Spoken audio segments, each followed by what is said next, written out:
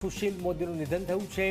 બિહારના પૂર્વ deputy CM અને ભાજપના વરિષ્ઠ નેતા સુશીલ મોદીનું નિધન થયું છે। એમ્સમાં તેમને અંતિમ શ્વાસ લીધા છે।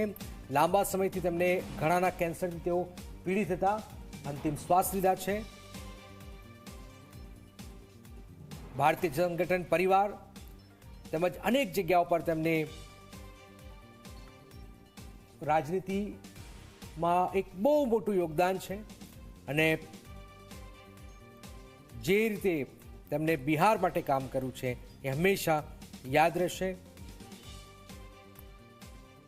છેલ્લા 6 મહિનાથી એવું કેન્સર સામે સંઘર્ષ કર્યા હતા।